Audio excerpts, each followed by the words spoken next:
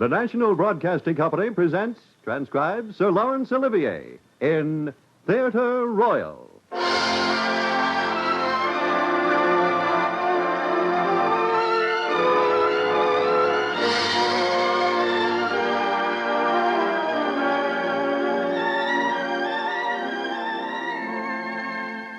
This is Laurence Olivier. Today's play is based on a short story by Guy de Maupassant. I myself shall be playing the part of Joseph Renardet, who tells the tale. The story takes place in France. As we have no wish to disconcert the citizens of the capital city of Arkansas, we have altered the title, which it is heretofore gone by, Little Rock. Here then is our play, based on one of Guy de Maupassant's best-known stories, a tale of crime and retribution, which we've called Little Louise.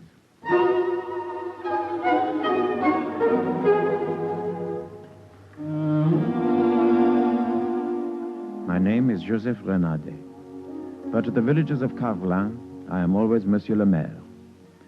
The Renardet family have lived at Carvelin going on for 300 years, and our house, Fox's Tower, is one of the landmarks of the neighborhood. It stands in a wood which overlooks the river Brindelle, almost a little fortress. And from the tower itself, the whole countryside stretches away like an enormous estate, though actually my family owns no more than a couple of 100 acres. I was standing on the terrace one morning a few months ago when my housekeeper came up to me, obviously very distressed.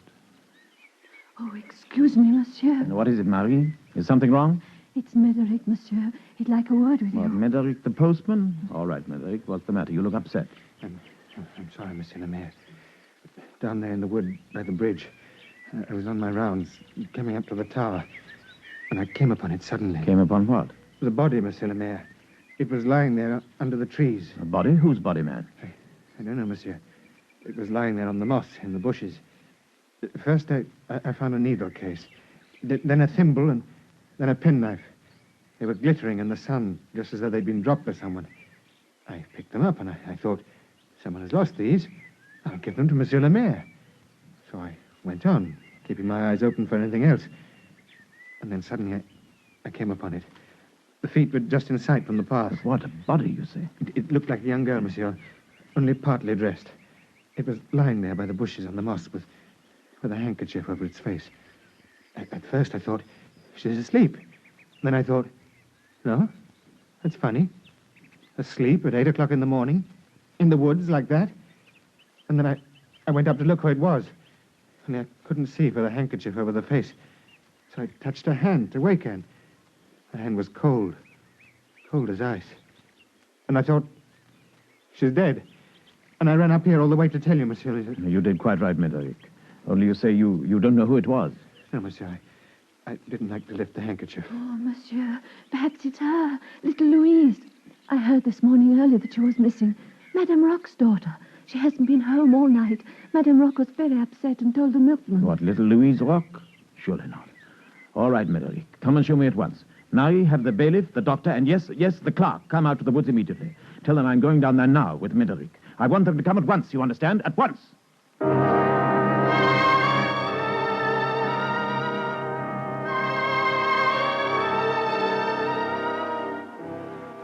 I went off with the postman there and then.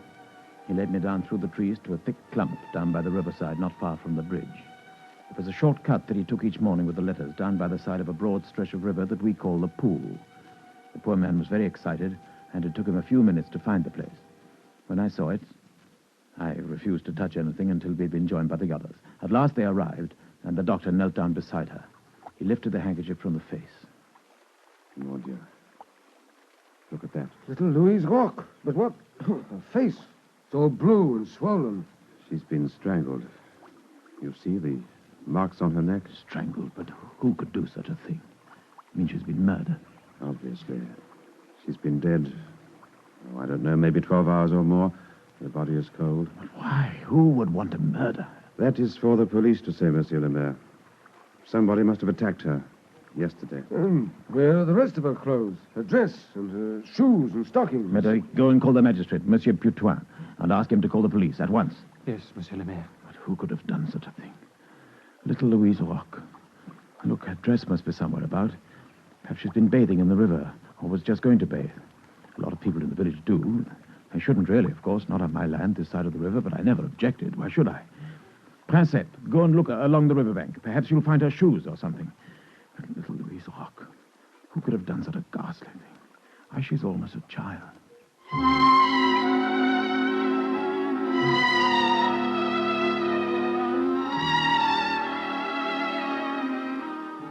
The four of us searched the bushes and the long grass down to the water's edge for the next hour, but we found nothing at all.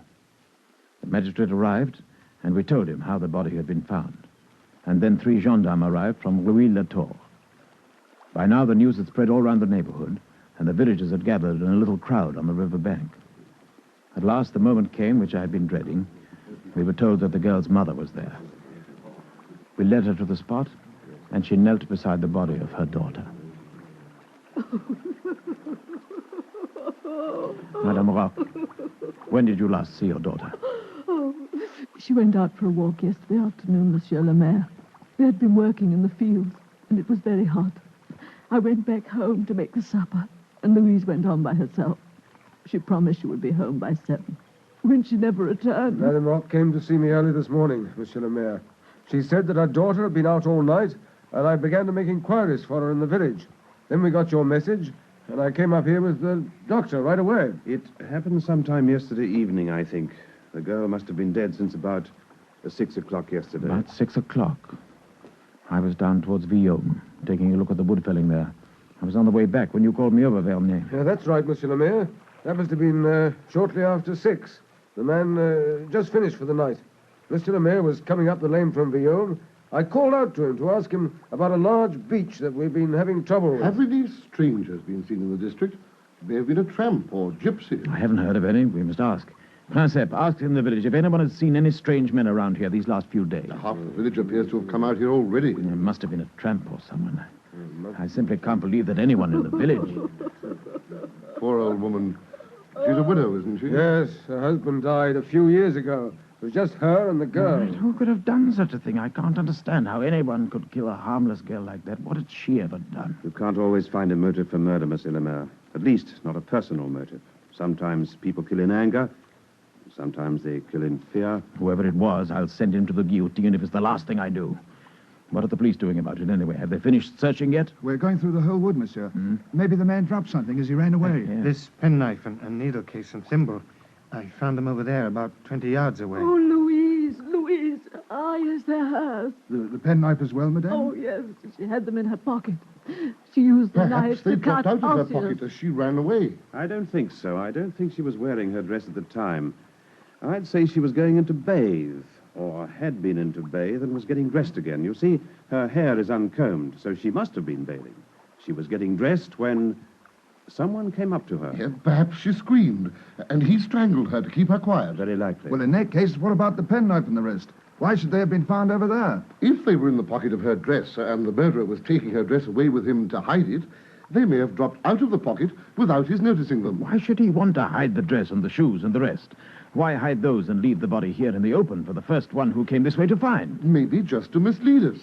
We'll find out that when we've got our hands on the man. Monsieur le Maire. Yes, madame, what is it? We'll do everything we can to bring him to justice, whoever he is. Where are her shoes, her wooden shoes? Her wooden shoes, her sabot, she was wearing them. Where are they? Well, he must have taken her sabots along with her dress to hide them. Listen, madame, you must tell us exactly what she was wearing when you last saw her. Oh, please, monsieur. Please give me back her little wooden shoes. I have nothing at all to remember her by. My poor little Louise. We all know them, Monsieur le Maire. Old Jacques in the village made them for her last spring. We should know them anywhere. Yes, monsieur. Everybody in Carvelan knows them. All right, all right. When we find them, madame shall have them back. I promise. But what are all these people doing hanging about here? Half the village must be here. Go on, move away. Get back to the village. You're really getting in our way. Go on, all of you. Some of them can help carry the body back to the house. You don't mind, monsieur? No, of course not. But you mean up to the tower? Yes. Oh, no, really. Can't you take her down to the village? You know what it is. The servants will be terrified. You know how superstitious they are. Yes, of course, of course. Now, come along, all of you. Médéric, take Madame Roque back home. The rest of you come with me. I must get my report made out. You too, Monsieur le Maire, if you're free. Of course, anything you wish, monsieur, but I still can't believe it. Who could have done such a horrible thing? Poor little Louise.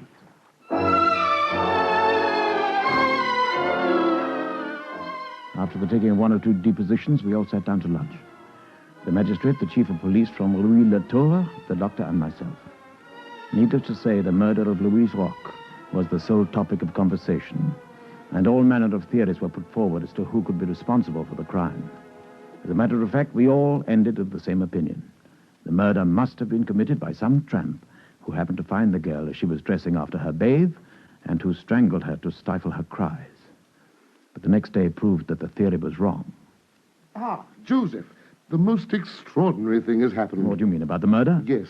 You remember Madame Roque yesterday, how she kept harping on the fact that she wanted her daughter's shoes to remember her by the little wooden saddle? Yes. They found them? Yes, they've been found. Guess where? By the riverside, floating in the river somewhere? No, they were found this morning on Madame Roque's doorstep.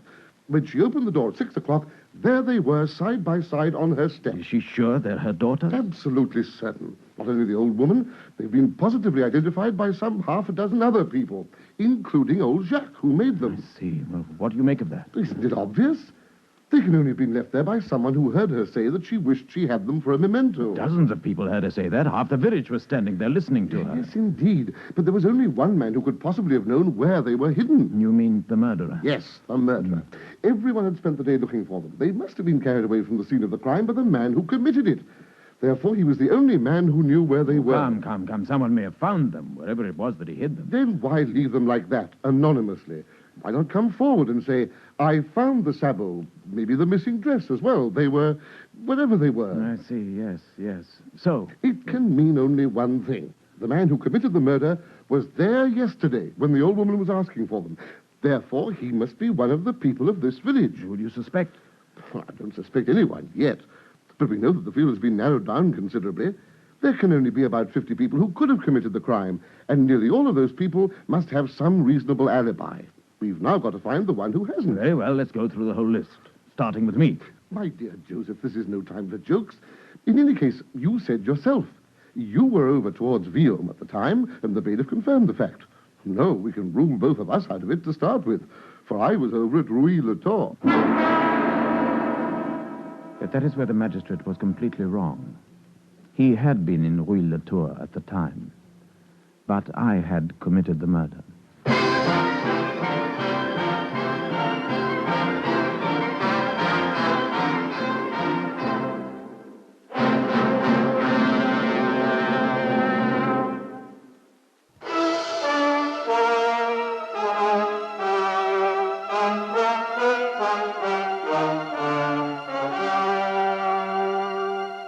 The search for the murderer of Louise Roque lasted nearly all summer, but the crime could be laid at nobody's door.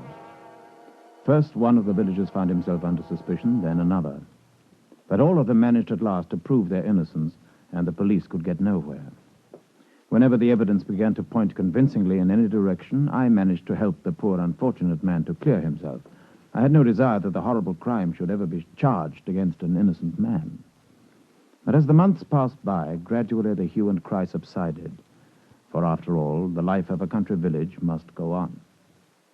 Well, nobody can say that it's been a bad harvest. In fact, I can remember only one as good in the last 35 years. It must be a good one. Even the peasants are admitting. Well, I must say I can't complain. I've taken more bushels to the acre down towards Viome than I ever remember before. And then timber must be fetching a very good price. Timber? Why timber? Oh, you needn't trouble to look so innocent.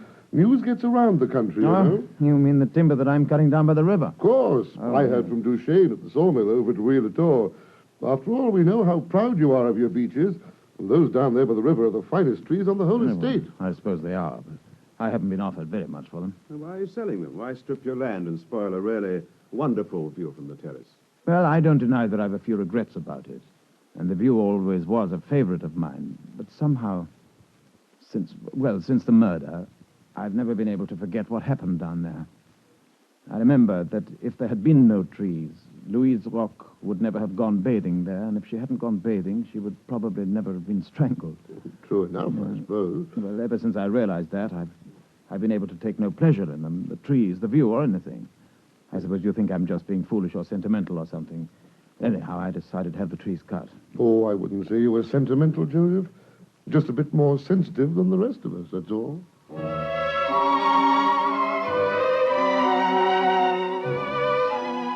In a way, perhaps, Monsieur Putois, the magistrate, was right when he described me as hypersensitive. For the last few months, I had known no peace of mind. My thoughts and dreams had been haunted by the terrible memory of that day in the woods, the evening when I had suddenly come upon her, had lost my head, and had killed her. As the fear of discovery began to lessen, a new, a far more terrible fear began to take its place. It was the fear of always seeing the girl's twisted and agonized body lying there on the ground at my feet. That was why I had decided to strip the woods in the hope of losing her ghost among the fallen leaves. Well, Monsieur le Maire, another good day of it? Good. Very fine timber, all of it. Pity to cut it in some ways. Yes, in some ways it is. We've been having a bit of trouble with this one. Quite a giant, isn't she? We've been working on her since 7 o'clock. Well, we're nearly through with her now. Good, I'll stay and watch you fell it. It won't be long now, Monsieur le Maire. By the way, wasn't it somewhere around here they found that girl in the summer? What was her name? Louise. Louise Roque. Little Louise. Yes, it was somewhere around here, as far as I remember. A bad business. Unbelievable that anyone could do such a thing. There's a man who must have a lot on his conscience. Yes. He deserves to die, if ever a man did. Look out, monsieur, she's nearly going. Oh, better get back a bit, monsieur. She's a big piece of timber. Come over here a few yards. I'm all right. I want to see her fall. Look out, she's coming down. No. Get back, monsieur le maire, get back. Monsieur, come back. Come back.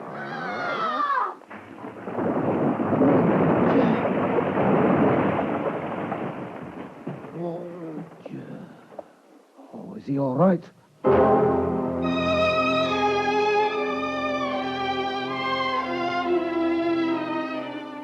No, I was not killed.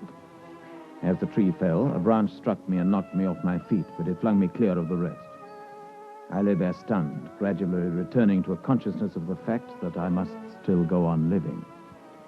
I had deliberately stepped into the path of the falling trunk, hoping to die in my turn where I had brought death to that poor girl. But I was not to die so easily. Monsieur le Maire, are you all right? Are you badly hurt? Thank you. I'm not hurt. I'm not hurt at all. Only a bit shaken. Mon Dieu. I thought you were killed for a moment. You seemed to move towards it as it fell. I must have lost my balance. I was watching the tree falling, and then Let me help you back to the house. You're as pale as though you'd seen a ghost. Am I? Here, take my arm. As pale as a ghost.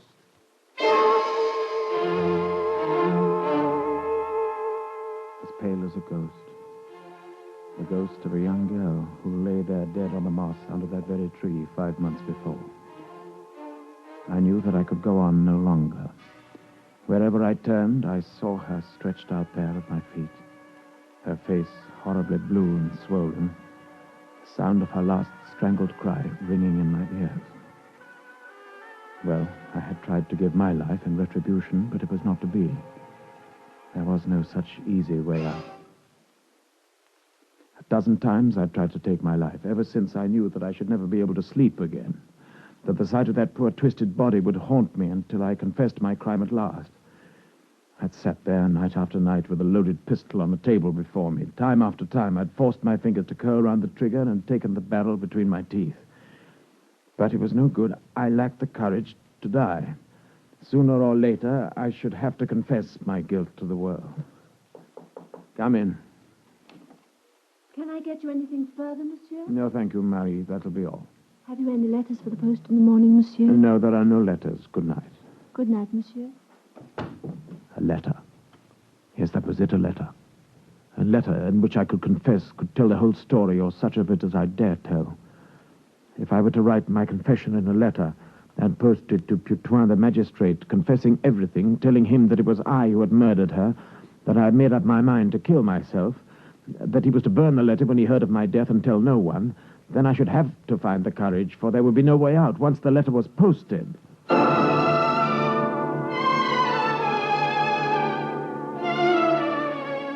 My dear friend, it has taken me many months to write this letter, and only a sincere remorse for what I have done could bring me to write it at all. Ever since that terrible evening, the evening when little Louise Roque died, I have been haunted by the overwhelming knowledge of my guilt, for it was I who killed her. I came upon her suddenly down there in the woods. She had been bathing in the river and was getting dressed again. I had a foolish idea to give her a fright, to creep up and catch hold of her without her knowing who it was. I crept up to her, but she turned round and saw me and screamed. I caught hold of her, but she was terrified and wouldn't stop calling for help. I utterly lost my head. My hand closed over her throat, and before I could help myself, she was dead. I was in a panic, for I suddenly saw what I had done. I laid her down on the moss and covered her face with her handkerchief, with which she had been drying her hair. Then I took her dress and little wooden shoes and buried them under some dead leaves. Then I took the shoes round to her mother's house and left them there. It was all I could do. My dear friend, when you read this, I shall be dead. If the good name of the Renardes means anything to you at all, I beg you to let my secret die with me. I can never atone for what I have done, but at least my death will prove to you that my repentance is sincere. Try to forgive me in your heart. Joseph Renardet.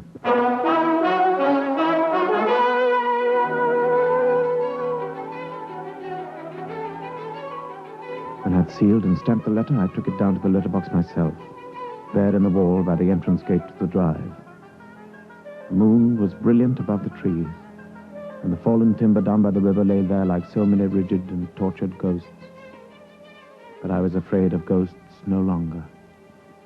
In the morning, I should have killed myself. A fall from the tower that should be made to seem like an accident.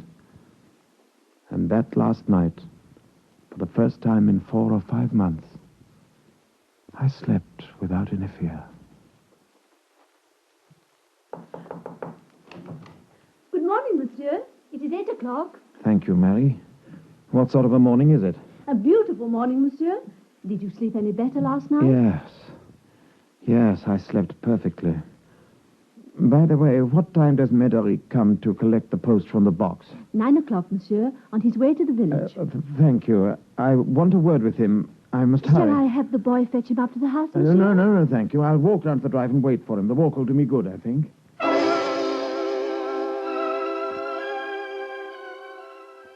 Suddenly I saw quite clearly what an utter fool I had been. The death of little Louise was over and done with, forgotten, and nothing that I could do would ever bring her back to life again. Why was I making this confession when nobody in the world suspected me? Nobody in the world need ever know. I'd acted like a fool, given way to a fit of nervous exhaustion which had already passed. If I got the letter back, there would still be no harm done. I dressed and hurried down the drive to the letterbox. That Médéric was there before me. Oh, good morning, Médéric. Oh, good morning, Monsieur le Maire. A fine morning. Oh, Médéric, I posted a letter last night to Monsieur Putois. I find I forgot something. Let me have it back, will you? Oh, that's all right, Monsieur le Maire. Sure. It's in my bag somewhere. All right, Monsieur le Maire. You look strange. No, perfectly all right. I hurried down the drive, that's all. Come along, the letter. The letter? Yes, the one you're to give me back. Addressed to Monsieur Putois, the magistrate. Yes, man, it must be there somewhere. Give it to me. Well, I'm not supposed to give back letters that have been posted. Once the letter's posted... Give me a fool. Open your bag at once. Here, let me look for it. No, Monsieur le Maire. Let me go.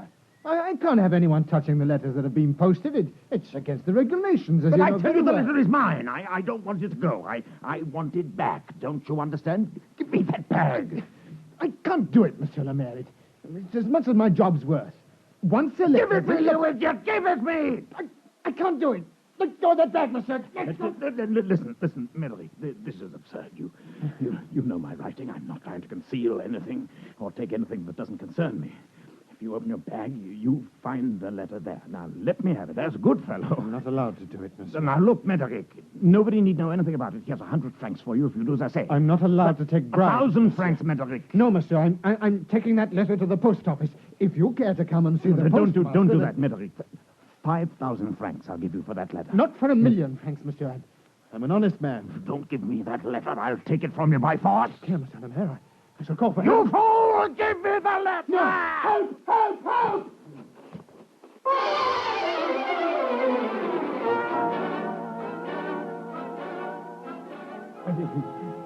Give me... Midrick, are you all right, man? What on earth is the matter? Monsieur le Maire, he's gone mad. He attacked me because I wouldn't give him his letter. Mine. It's addressed to you.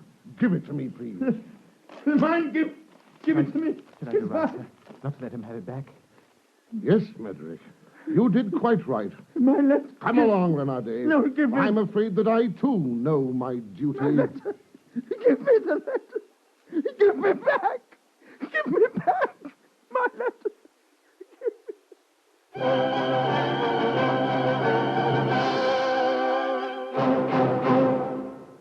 You'll hear again from Sir Laurence Olivier.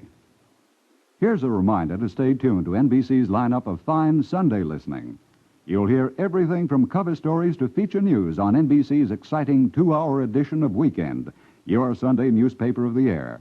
The only paper you can safely enjoy while driving in your car. Enjoy accurate commentary on all phases of world news headlines with such notables as Merrill Muller, Elmo Roper, and Earl Godwin. Tex and Jinx McCrary keep you posted on personalities and fashions in the news. And Mel Allen will be on hand, too, to cover the world of sports, in company with a host of other top names. That's Weekend, tomorrow on NBC.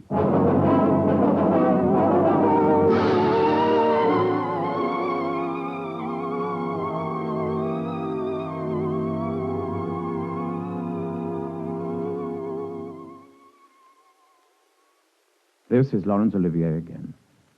I should like to thank the cast in this adaptation of Guy de Maupassant's story of Little Louise, who included this week Robert Rietti, Daphne Maddox, Alexander Gage, Donald Bissett, Russell Napier, and Harry Taub. I shall next week again have the pleasure of introducing another play. Until then, au revoir, and thank you.